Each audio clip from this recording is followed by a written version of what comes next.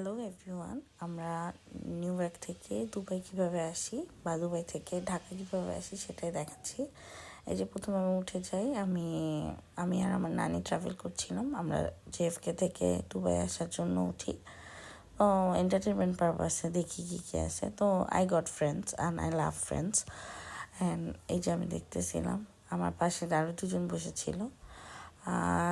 আমি জানি না নিউ ইয়র্ক থেকে দুবাই আসতে টোটাল 12 ঘন্টা টাইম লাগে।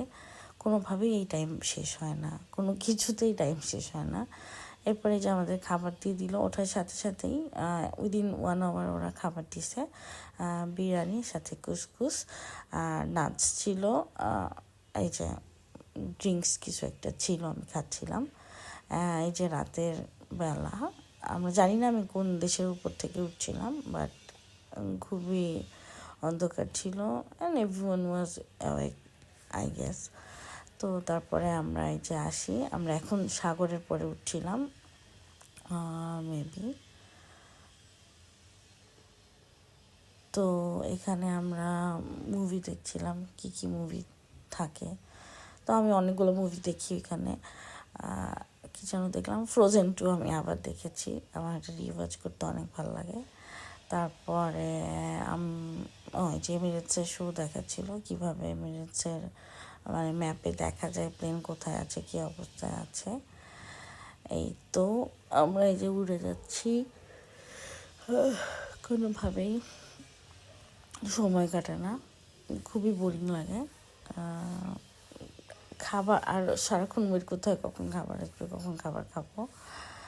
এই যে আমরা চলে গেলাম, তারপরে 12 ঘন্টা টোটাল সময়। যখন আমরা এয়ারপোর্টে আসি তখন এয়ারপোর্টে এত ঠান্ডা ছিল, জেএফকে থেকে খুবই ঠান্ডা, নিউ ইয়র্কে অনেক ঠান্ডা পড়ে। তো আমি জাস্ট কাঁপছিলাম, আমার নানিও। আর অনেকগুলো লাগেজ থাকাতে খুবই পেরেশানি হয়েছে, লাগেজ একটা এত জিনিস নিয়ে আসা কোনোভাবেই সম্ভব না। তারপরে যে দেখতেছিলাম, আমাদের সামনে একটা পাকিস্তানি ফ্যামিলি ছিলেন। এই যে আমরা নামার সময়, এটা তো নামার সময় যখন ল্যান্ড করে, তারপরে এই যে আমরা দুবাই এয়ারপোর্টে নামি। আমার নানি থাকে, আমার পাশে আমার নানি ছিলেন। তো সে যেহেতু হাঁটতে ঠিক মতো পারে না, তো হুইল চেয়ার দেন। তো হুইল চেয়ার ওদের যে গল্ফ গার্ডেনে যেরকম একটা গাড়ি থাকে, ওই গাড়িতেই। সো বাই বাই, আজকের মতো এখানেই শেষ আমার দুবাই আসার গল্প।